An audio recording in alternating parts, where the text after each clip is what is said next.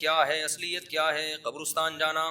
دیکھو شب برات کے بارے میں میرے آڈیو بیان بھی موجود ہیں, ویڈیو بیان بھی موجود ہیں. چند سال پہلے جب میں ویڈیو بیان نہیں, میرے آڈیو آتے تھے, اس میں میں نے حدیثوں کے نمبر کے ساتھ, پورے ترجموں کے ساتھ, پوری سندوں کے ساتھ شب برات سے متعلق جتنی حدیثیں ہیں 15 شعبان سے متعلق تمام حدیثوں کی سندیں, ان کی سندوں پہ بحث, پورا ایک علمی بیان ہے آڈیو.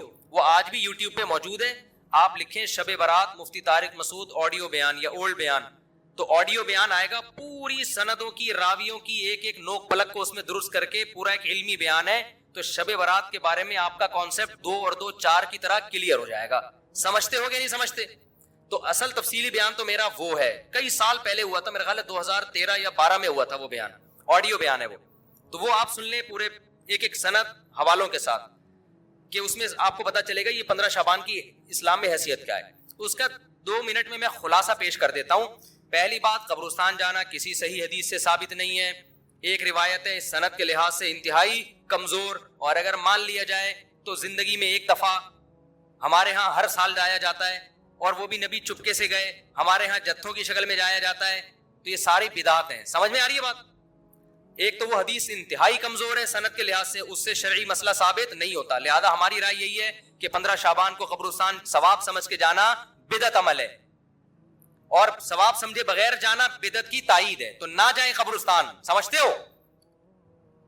نہیں یاری بھائی ان کو رہنے دو. میں گلا پاگلوں کی طرح پھاڑ رہا ہوں. میں 3 دن سے بیانات کرتے کرتے نا گلا بیٹھ گیا مجھے. تو 15 شعبان کو آپ کو قبرستان جانے کی ضرورت نہیں ہے. کوئی بولے یہ مفتی صاحب نیا دین لیا ہے. نیا دین نہیں بھائی, جتنے بھی 1400 سال سے جو بدعت سے پاک دین ہے وہ یہی ہے. کیوں؟ کوئی صحیح حدیث موجود ہی نہیں ہے, انتہائی کمزور حدیث ہے, اور زندگی میں ایک بار والی ہے. صحابہ سے وہ بھی ثابت نہیں ہے, اور وہ بھی چپکے سے گئے. آپ جتوں کی شکل میں جا رہے ہو, تو یا تو یہ بدعت ہے یا بدعت کی تائید ہے. تو آپ قبرستان پھر چپ ہو جاتے ہیں یار, نہیں جاؤ یار, کسی اور دن چلے جاؤ قبرستان.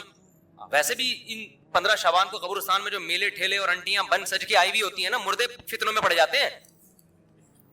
مردے کہتے ہیں مرے کیوں یار, اتنا اچھا ماحول ہے باہر کا. تو آج کل تو انٹیاں ایسے میک اپ کر کے اور دوپٹے, اور پھر بندے بھی تیار ہو کے, ایک انٹرٹینمنٹ ہے وہ قبرستان. وہ قبرستان تھوڑی رہا ہے جو پہلے ہوا کرتے تھے. تو آج کل تو ویسے بھی جانا جائز نہیں ہے. دوسرا کام, اس رات کو لوگ کہتے ہیں نہاؤ دھو اور تہوار ہے. تو تہوار اسلام میں دن میں ہوتے ہیں, راتوں میں. عیسائیوں کے, ہندوؤں کے تہوار ہو سکتے ہیں, مسلمانوں کے تہوار دن کی روشنی میں ہوتے ہیں. رات کے اندھیروں میں بولو نا نہیں ہوتے. راتیں عبادت کی ہوتی ہیں. تہوار نہانا دھونا اچھے کپڑے یہ دن کے کام ہے. تو زیادہ یہ کوئی بھی نہیں ہے کہ رات نہا دھو کے اور اچھے اچھے کپڑے پہنو. کوئی مستند روایت نہیں ہے اس بارے میں. تمیز سے سو جاؤ گھر میں جا کے. اور تیسرا کام کیا ہے؟ حلوہ مانڈا. حلوے مانڈے پکاتے ہیں. تو جب تہوار ہی نہیں ہے تو حلوے کس بات کا بھائی؟ حلوے تو عیدوں میں خوشیوں میں ہوتے ہیں نا. تو جب تہوار ہی نہیں ہے, ہمارے تہوار دن میں ہوتے ہیں بھائی, عید الفطر, عید الاضحیٰ, اور جمعے کا بھی دن نہیں, ایک قسم کا تہوار ہے, یہ بھی دن کی روشنی میں. تو آپ نے حلوے مانڈے بھی بولو نا نہیں. پھر اس رات کو تقدیر کے فیصلے ہوتے ہیں. قرآن میں صاف طور پر ہے کہ وہ لیلۃ القدر میں ہوتے ہیں, اور ہم نے قرآن بھی کب نازل کیا؟ رمضان میں اور لیلۃ القدر میں. بالکل واضح قرآن کی آیتیں ہیں. اس کے مقابلے میں جو 15 شعبان والی حدیثیں ہیں جن میں آتا ہے کہ اس رات فیصلے ہوتے ہیں, وہ قرآن کے مقابلے میں جاندار, سند کے لحاظ سے مضبوط نہیں ہے. ان میں اتنی طاقت نہیں ہے کہ قرآن کی آیت کو آپ اس میں ایڈیشن کر دیں.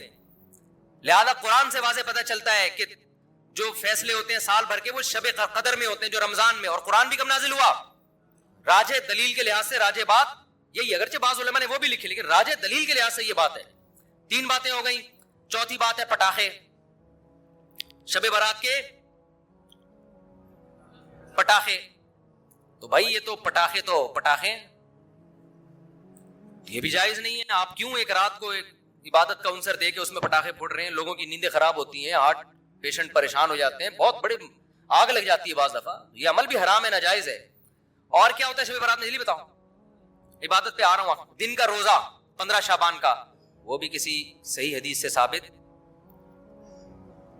میں نے ایک دفعہ کسی نے کہا محرم کے فضائل پہ بیان کریں.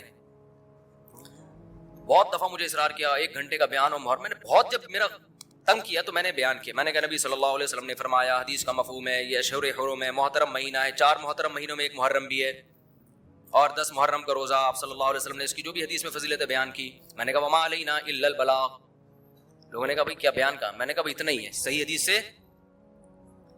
حدیث سے اتنی ہی ثابت ہے. ایک آدھ اور حدیث ہوگی جو اس وقت میرے ذہن میں نہیں. اس سے زیادہ میں نے کہا 1 گھنٹے کا بیان ہو نہیں سکتا, کوئی ہے ہی نہیں.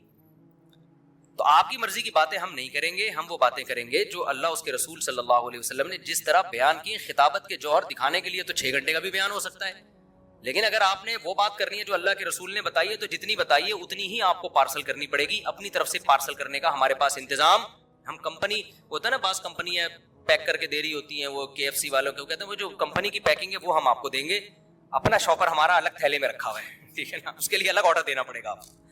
تو اگر اللہ رسول کی بات ہے تو بھائی اتنی ہے. تو اس لیے 15 شعبان کا جو روزہ ہے وہ بھی کسی صحیح حدیث سے ثابت بولو نہیں ہے. اور کیا رہ گیا, جلدی کرو, وہ شادی بھی ہونی ہے ان کی, بھائی آئے ہوئے ہیں نا. اور کیا رہ گیا, رات کی عبادت کی طرف آتا ہوں میں. اور کچھ ہے؟ بس یہی ہے نا, پٹاخہ, قبرستان. پٹاخہ جب بھی بولتا ہوں, میری چھوٹی بچی ہے نا بڑی شرارتی, اس کا پٹاخی کہتا ہوں میں اس کو, جیسے پٹاخے کی طرح نا پھدکتی رہتی ہے ایسے. تو بچے بڑے اٹریکٹیو ہوتے ہیں یار, گھر میں بچے ہوا رکھا کرو, بچے گھر میں رونق ہوتی ہے. تو ایسے وہ اس کے ہوتے ہوئے شب برات کے پٹاخوں کی ضرورت ہی نہیں ہے ہمیں. تو ایسے بچے ہوتے ہیں نا, ایسے کھیل رہے ہوتے ہیں کلابازیاں, چھوٹے 2-2.5 سال کے بچے. ہم تو بچوں کو دیکھ کے دل چاہتا ہی نہیں کہ یہ بڑے ہوں, چھوٹے زیادہ اچھے ہوتے ہیں. تو پٹاخہ یہ ناجائز ہے. حلوے مانڈے, میٹھا ویسے ہی اسلام میں کم ہے یار, تم میٹھے پھوڑ کے اپنے آپ کو. اور تیسرا کیا ہے, میٹھا کم کیسے, لوگ حدیث پہ کے لحاظ سے اشکال کریں گے, پھر کسی وقت اس کا جواب دوں گا. تیسرا ہے نہانا دھونا, صاف کپڑے پہننا. اچھے کپڑے تو ویسے ہی صاف پہننے چاہیے ہر وقت, لیکن اسپیشلی اس رات میں کوئی فضیلت نہیں ہے. چوتھا 15 شعبان کا روزہ, اور اس رات کو تقدیر کے فیصلے وغیرہ یہ سب چیزیں ثابت نہیں ہیں. ہاں اب یہ عبادت ہے یا نہیں ہے, تو جمہور کے نزدیک اس میں عبادت کی فضیلت ہے, لیکن بعض محققین اس فضیلت کے بھی قائل نہیں. تو اختلافی مسئلہ ہے, اجماعی مسئلہ نہیں ہے اس رات کی عبادت کی فضیلت. لیکن بہرحال جمہور چونکہ قائل ہیں. اس کے دلائل کیا, میں پہلے بتا چکا ہوں کہ میں پورا آڈیو کلپ ایک ریکارڈ کروا چکا ہوں حدیثوں کے ریفرنسز کے ساتھ, راویوں کی سندوں اور بحثوں کے ساتھ.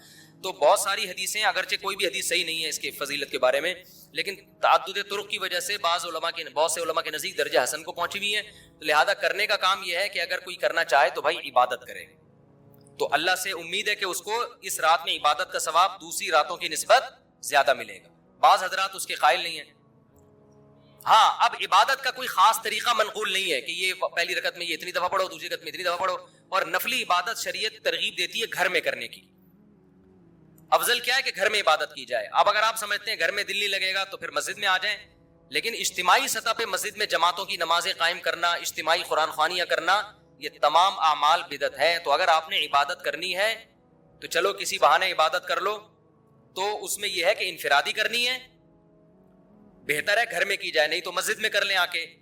اور کوئی خاص طریقے کی عبادت نہیں کرنی. تلاوت ہے, دعائیں ہیں, ذکر ہے, نماز ہے, بس جیسے عام طریقے سے پڑھتے ہیں اسی طریقے سے کریں. سمجھ رہے ہو کہ نہیں سمجھ رہے؟